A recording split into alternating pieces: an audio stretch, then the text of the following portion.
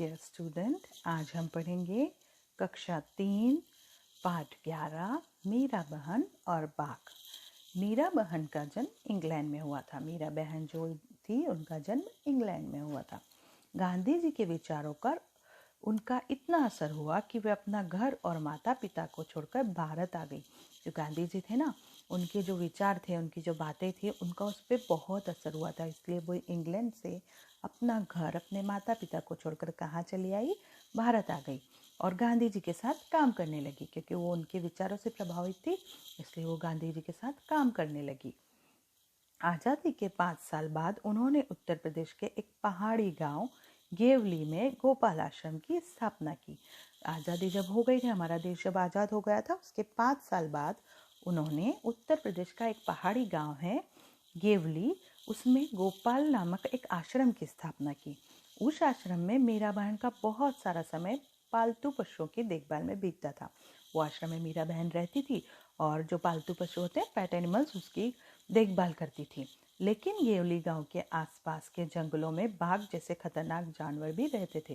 जो गेवली गांव है उसके आसपास खतरनाक जंगल भी थे और वहाँ पर बाघ जैसे जानवर भी रहते थे। पहाड़ी गांव में अक्सर बाघ का डर बना रहता है। जंगल कटने के कारण शिकार की तलाश में बाघ कभी कभी गांव तक पहुंच जाता है।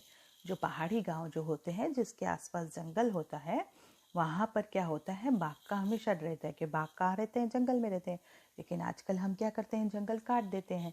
तो जंगल अगर हम काट देते हैं तो वहाँ पे उसको शिकार मिलता नहीं है, तो वो शिकार की तलाश में कहाँ पहुँच जाता है? गाँव पहुँच जाता है। गेवली गाँव में एक बार यही हुआ। तो जो गेवली गांव था, जहाँ पर गोपाल आश्रम था, वहाँ पर भी यही हुआ। एक बाघ ने गांव में घुसकर एक गाय को मार डाला। बाघ ने क्या किया? गांव में घुसकर गाय को मार डाला। सुबह होते ही खबर पूरे गांव में फैल गई। बाघ तो शिकार की तलाश में आया था, उसे गाय मिल गई, उसने उसे मार डाला। फिर जैसे ही सुबह हुई तो पूरे गांव में खबर फैल गई।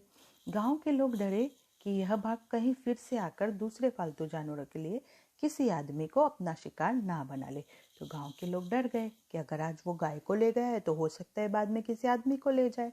गांव के लोग गोपाल आश्रम गए। तो सारे गांव के लोग कहाँ गए? गोपाल आश्रम। और उन लोगों ने मीरा बहन को अपनी चिंता बताई। चिंता मतलब टेंशन जो होती है ना, वो उन्होंने मीरा बहन को क्या बताई? अपनी टेंशन बताई। गांव के लोगों ने अंत में तय किया, तो लास्ट में उन्होंने क्या किया? तय किया कि बाघ को कैद कर लिया जाए। उन्होंने लास्ट में सोचा कि बाघ को हम कैद कर लेंगे। अगर हम उसे कैद कर लेंगे तो फिर वो हमें परेशान नहीं करेगा। उसे कैद करने के लिए उन्होंने एक पिंजरा बनाया।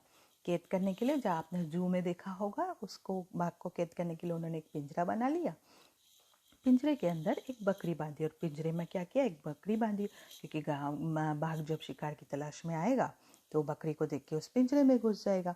और पिंजरे में घुसेगा तो फिर क्या होगा? पिंजरे में घुसते से ही योजना यह थी कि बकरी का मिमियाना सुनकर बाघ पिंजरे की तरफ से आया। मैंने आपको बताया कि बकरी जो होती है ना, मिमियाती है। बकरी का जो साउंड होता है, मिमियाना बोलते हैं उसको। तो उसको सुनकर बाघ पिंजरे की तरफ आएगा। पिंजरे का दरवाजा इस तरह खुला हुआ बनाया गया था कि बाघ के अंदर घुसते ही दरवाजा झटके से बंद हो जाए।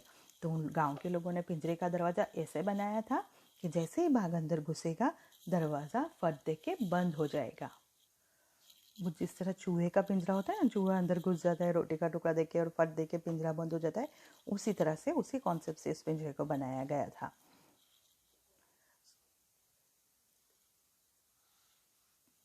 शाम होने पर पिंजरे को ऐसी जगह रख दिया गया जहाँ बाघ अक्सर दिखाई देता था। तो शाम होने पर उन लोगों ने क्या कहा? पिंजरे को ऐसी जगह रख दिया जहाँ बाघ अक्सर दिखाई देता। यह जगह मीरा बहन के गोपाल आश्रम से ज़्यादा दूर नहीं थी और जिस जगह रखा गया वो गोपाल आश्रम से दूर नहीं थी। रात बीती। सुबह की रोशनी होते ही लोग पिंजरा देखने निकल पड़े। रात बीत गई और सुबह की रोशनी होते ही लोगों को लगा कि अब बाघ तो अंदर आ गया होगा पिंजरे में, तो वो उसे देखने के लिए निकल पड़े। उन्होंने दूर से देखा कि पिंजरे का दरवाज़ा बंद है। तो उन लोगों ने दूर से देखा कि पिंजरे का दरवाज़ा जो है वो तो बंद है। तो वे यह सोचकर बहुत खुश है कि बाघ जरूर पिंजरे में फंस गया होगा। तो उन लोगों को तो लगा कि पिंजरे का दरवाज़ा तो बंद है, तो ज़रूर बाघ उसमें घुस गया होगा। तो वो लोग तो बहुत खुश हुए। लेकिन जब वे पिंजरे के पास पहुंचे तो क्या देखते हैं? पिंजरे में बाघ नहीं था। लेकिन लोग जैसे ही पिंजरे के पास पहुंचे तो देखा कि पिंजरे में तो बाघ नहीं था। लोग चकित थे। चकित मतलब सरप्राइज होना। लोग चकित थे, बाघ के अंदर गए बिना पिंजरा कैसे बंद हो गया? लोगों को लगा बाघ के अंदर गए बिना पिंजरा कैसे बंद हो गया? लोग मीरा बहन के पास पहुँचे। तो लोग मीरा बहन के पास गए। लोगों ने सोचा कि गोपाल आश्रम पास में ही था, इसलिए शायद मीरा बहन को मालूम हो कि रात में क्या हुआ। तो लोगों को पता ऐसा लगा कि वो मीरा बहन ने शायद कुछ देखा हो, वो शायद कुछ बता सके, इसलिए लोग मीरा बहन के पास गए।